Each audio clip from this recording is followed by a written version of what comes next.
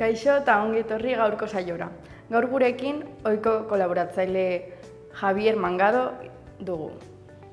Gaur hitz egingo digu portale berriari buruz.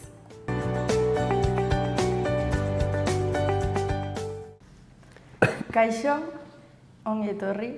Gaur lehen esan dugun bezala, etorri da gure kolaboratzaile ohikoa Javier Mangado.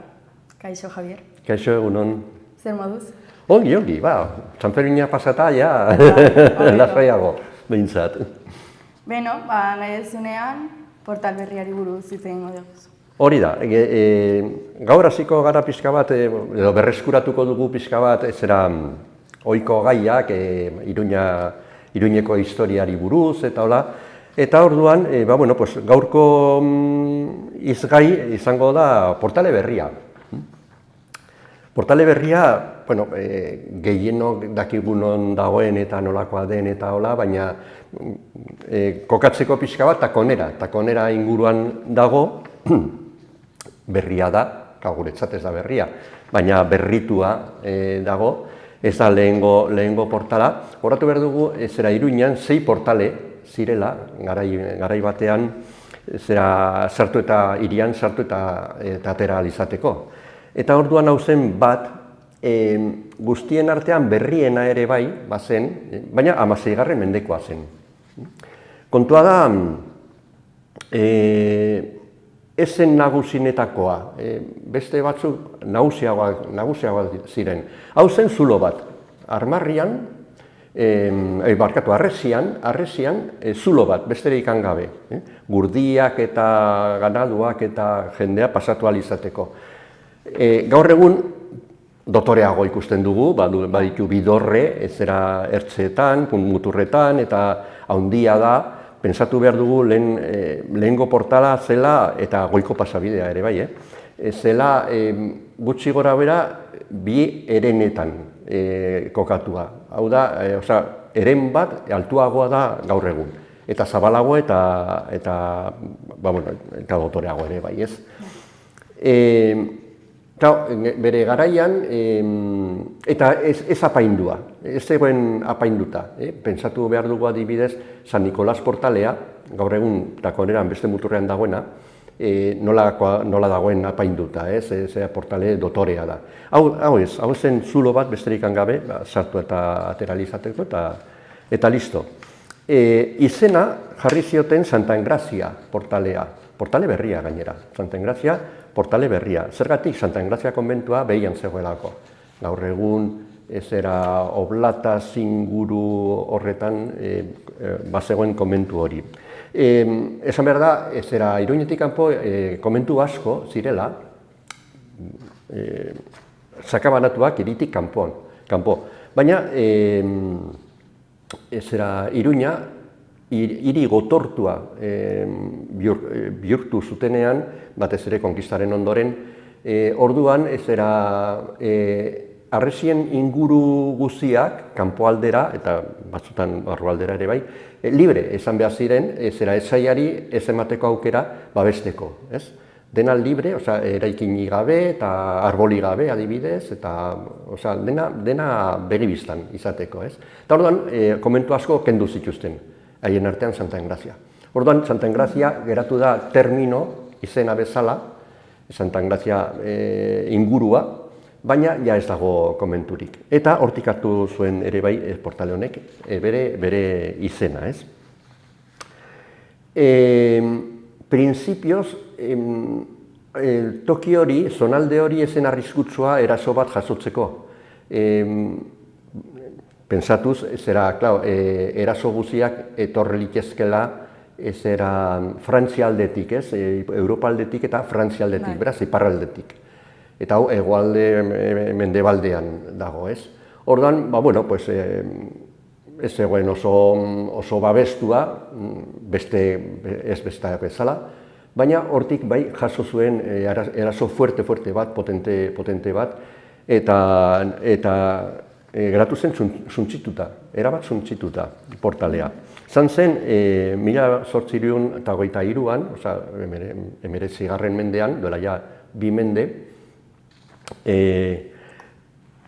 San Luisen 1.000 semeen armada izenekoa zera etorri zelako, ez? Eraso hori izan zen, nagusitu zen batez ere, zera Iturramaldetik, baina hortik ere bai eraso bat jaso zuen, eta orduan geratu zen suntsituta Portalea, nahiko jota San Lorenzo Eliza, ere bai, nahiko jota zegoian dago, zuzenean, eta gero ikusiko dugu iturri bat ere bai geratu zen suntsituta, bertan iturri bat.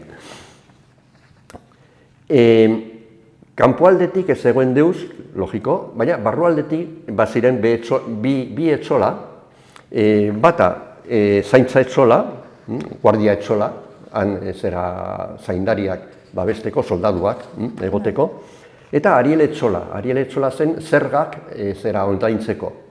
Handik sartzen ziren zera merkantziak, salgaiak eta hola, irian hori saltzeko, zerga ordaintzeko. Eta irudi zaharretan agertzen dira argi eta argarbi.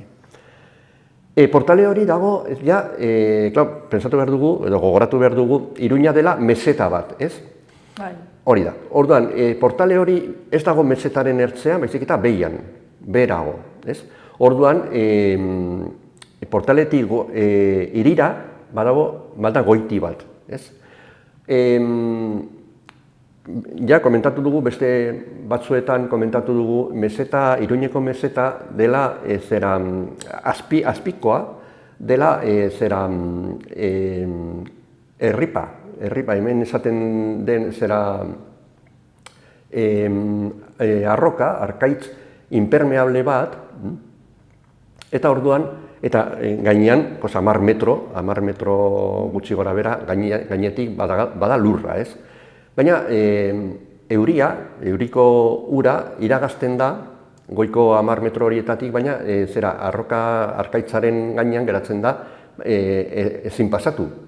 Orduan, hor osatzen da maila freatiko bat, eta han geratzen da bilduta ura.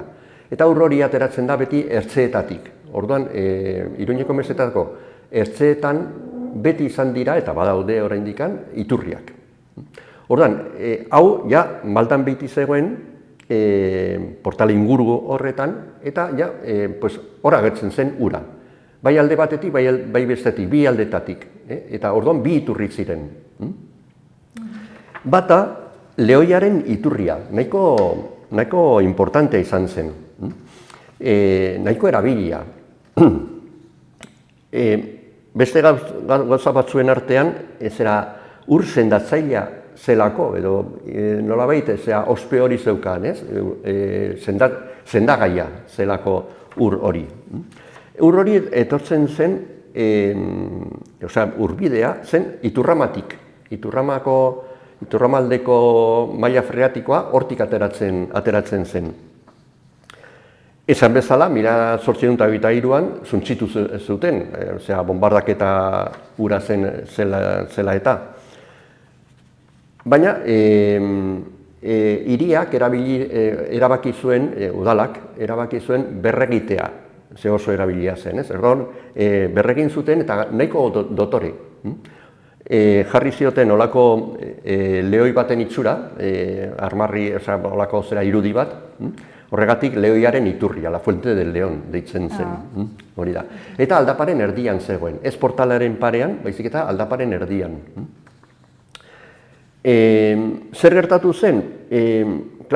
Bide hori, hasi zen portaleko bidea, hirian sartzeko, hasi zela izaten oso erabilia.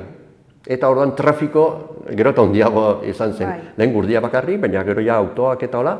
Eta baita ere irati tranbia, trenbidea jarri zuten bertan. Eta orduan zabaldu behar zen, ez?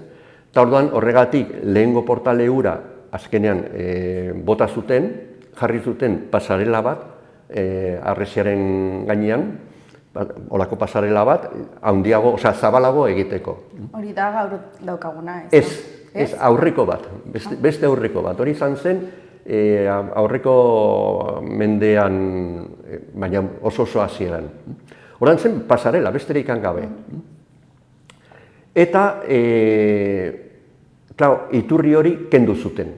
Goiko iturri hori kendu zuten. Oran zer egin zuten? Antzaz, hori ez dago bai estatuta. Hormatu, harresia aurretik jarri, harresia edo tapatu, azkenean, estali, harriz. Baina geratzen da oraindik arku bat. Orain ikus daiteke eta interesgarria da paseatzen baldin bazarete hortik,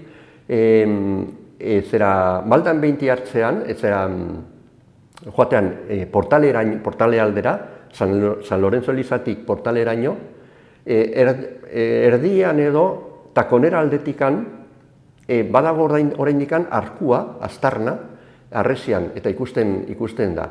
Horretarako jarri behar da Errekoletas Elizaren komentuaren parean eta aurrean dagoen harresian ikusten da arkua. Ikusten da oso bajua dela, horrek esan nahi du errepidea igo zutela, behin eta berriz, holako berrikuntzetan, gero eta gorago jarri zuten, eta anagetzen da oraindik aztarna. Arku berrian? Arku bat, badago harriak, denak zilarrak, harlanduak, eta bapatean agertzen da holako arku bat harrien artean. Ez baduzu begiratzen zuzenean, ez zara konturatzen, ez? Oraindik badago hori, han geratzen da, horrek esan nahi du, harri horik, behiko harri horik, kendu ezkero, segurenik atzetik agertuko zela iturria edo zerbait, ez? Edo aztarnak, igual. Baina nahiko dotorea zen, nahiko ongi egina. Gero, aldi berean, bide zabaltze hori egin zutenean, zabaldu zuten bai iturriaren aldetikan, pixka bat, baina batez ere monjetxearen Errekoletas, monjetxearen aldetikan. Eta orduan komentua moztu zuten. Gaur egun ikusten dugun komentua eta bere baratza eta hola, askoz ere txikiagoa da, oso handia da oraindik, baina askoz ere txikiagoa zen. Eta orduan, moztu egin zuten bidea zabaltzeko. Baina berago, portalaren parean, bazegoen eta badago beste iturri bat. Gaur egun ikusgai dagoena. Makartzuen iturria. Fuente de los Legañosos, deitzen da. Zergatik, horrek bai zuelako propietate hori, sendagai, blefaritis gaitza, izeneko gaitza, sendatzen zuen, las legañas, ez? Tordan jendea joten zen begiak garbitzera ara. Joten zen, ohitura zen. Iturri hori mantendu zuten, gaur egun mantentzen da, baina apaindu zuten. Portale berria azkenean berritu zutenean, pasarela hori kendu zutenean, 1958an, joan den mendearen erdian. Berritu zuten, pasarela itxusia zen, ordan, eta erabaki zuten egitea portale haundi bat, eta dotorea, gaur eguneko portalea. Lehen zegoena, pasarela hori, pasabide hori, zen, pentsatu behar dugu, gaur egun Medialuna parke eta Jito Alaian arteko pasabide hori, metalezkoa, oso itxusia dena, antzeko bat, baina garai hartakoa, itxusiago gainera. Ordan, erabaki zuten, portale dotore bat egitea, ez? Orain ja, komentatzeko pixka bat, gaur egun ere, aukera hori izan zen oso polita egiteko beste olako bat Medialunako pasarela horretan, eta ez egin duten pasabide metaliko hori, baina egin dutena eta dago, eta listo. Baina hemen pentsatu zuten, portale dotore bat egingo dugu.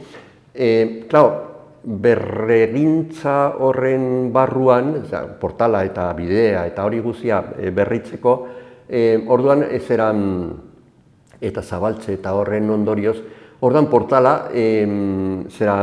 portalaren kokapena aldatu zuten pixka bat. Lehen zegoen jeisten ezkerrago aldera, orientatuta, zuzenduta, eta gaur egun zuzenago dago. Harresiarekin bat eginda gutxi gora bera. Norabidea aldatuta, orientazioa aldatuta dago pixka bat. Horrek ekarri zuen ere bai, errepidea ere aldatzea eta hori guzia. Edo moldatzea pixka bat.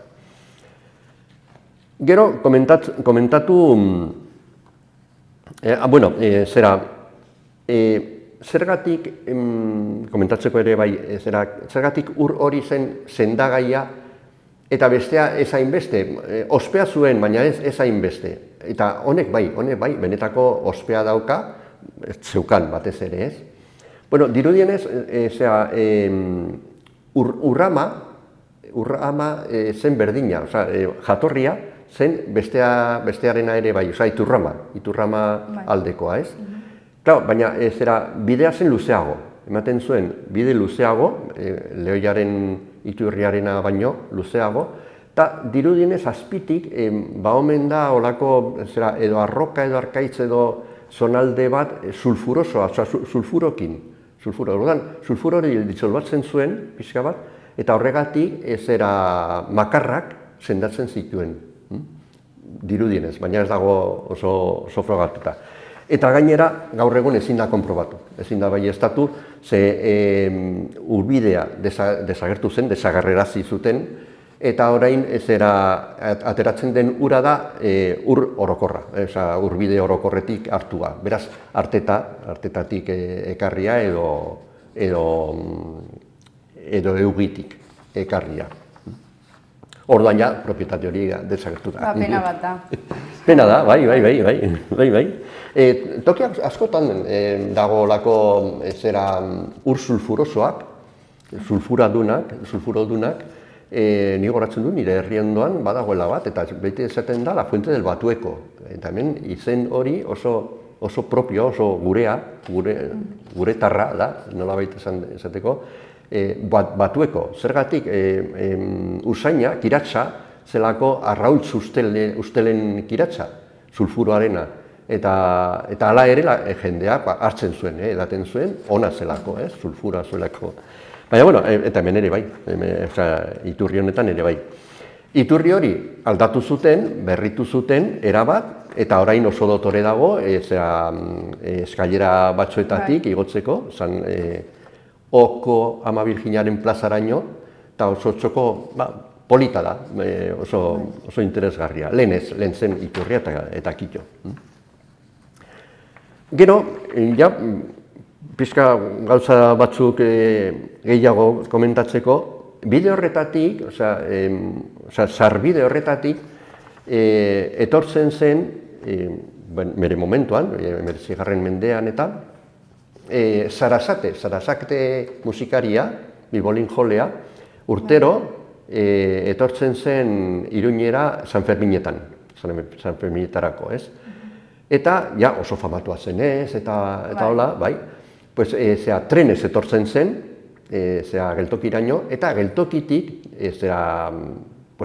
udalak antolatua edo, kotxe batzuetatik, jendea joaten zen biltzera eta guztio batera etortzen ziren Iruñera, ez?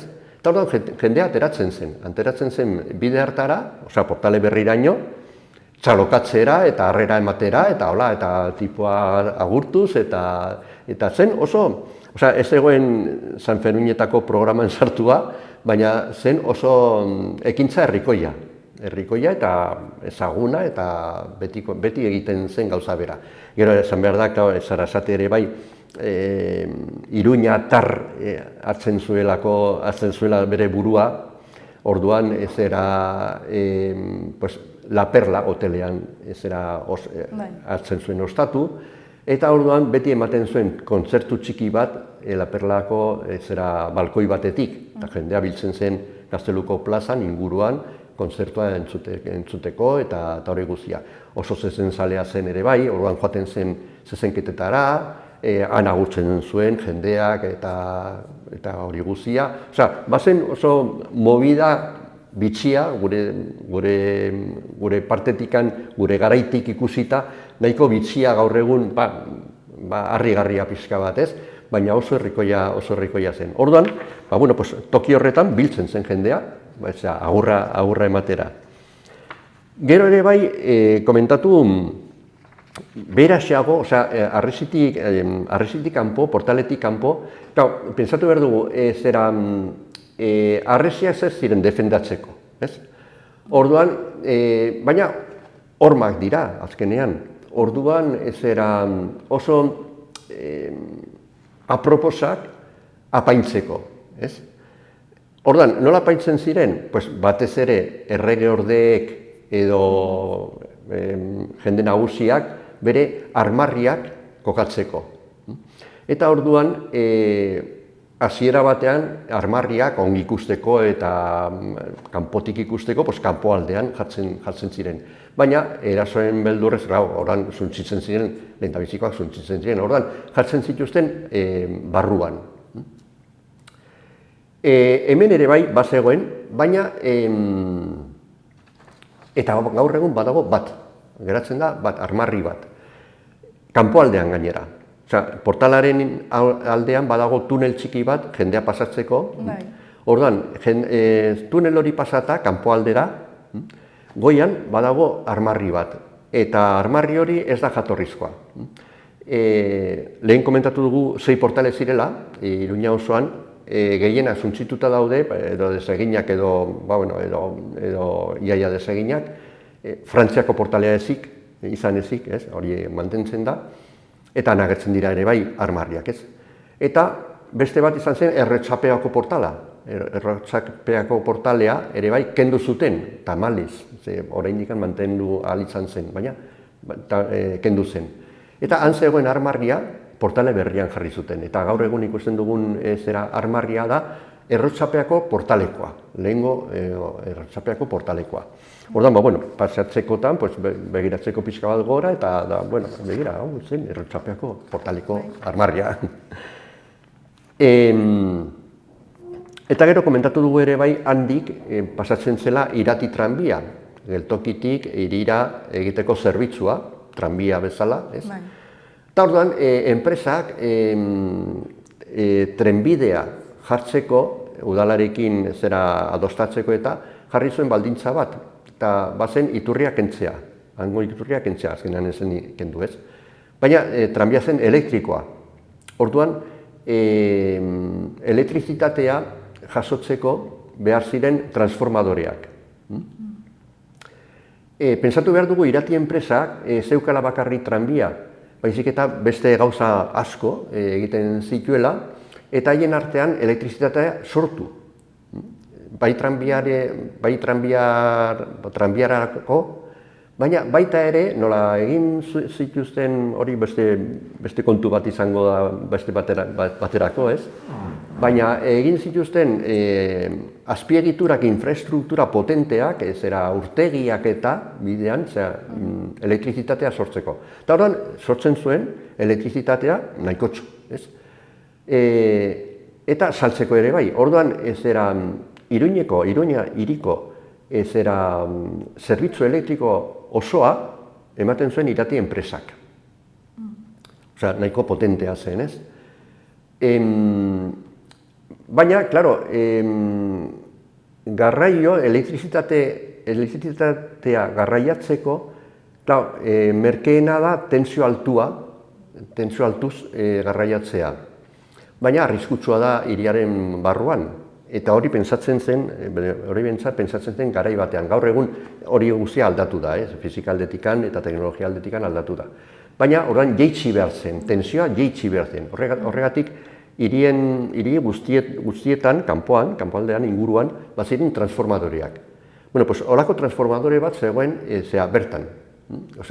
Portaletik beherago, ibaiaren aldera, han zegoen horako eraikuntza ez oso handia, eta transformadorea. Han zegoen ere bai, transformadorea, besterik gabe. Gaur egun desagertu da, hori guztia.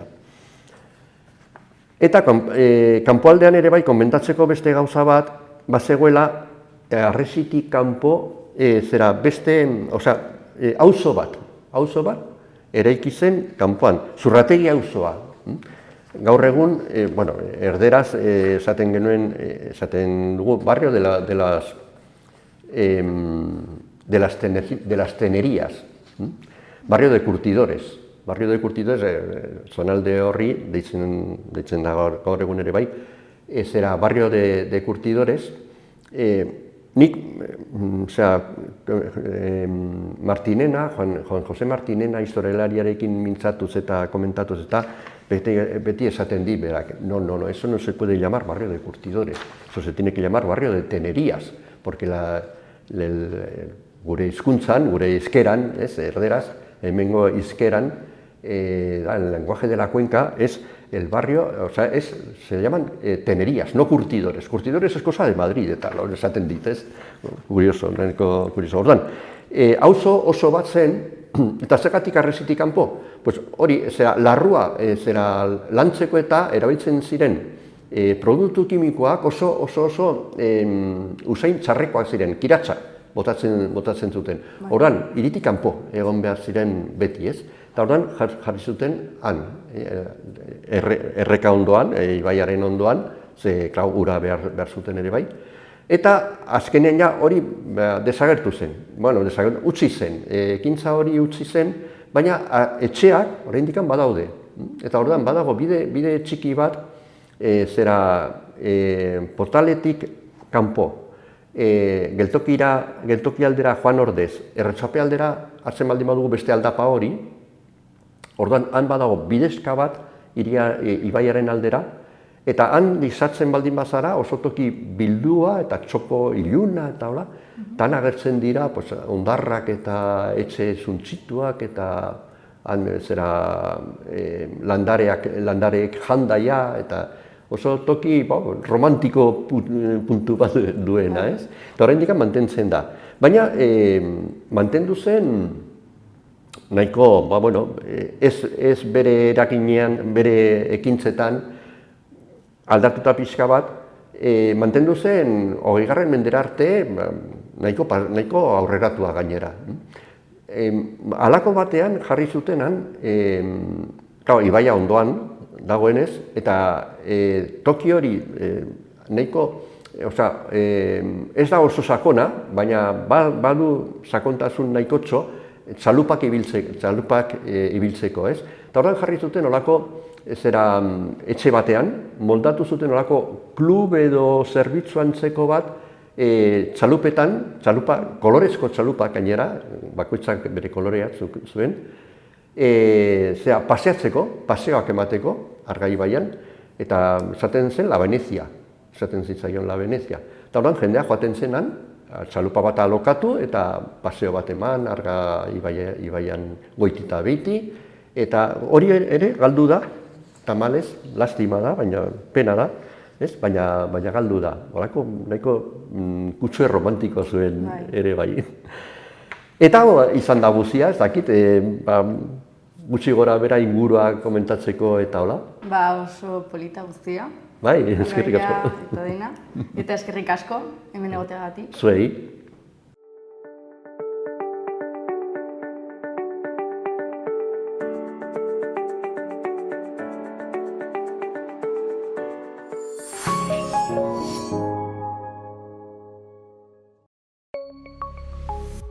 Gobierno de Navarra. Nafarroako gobernua.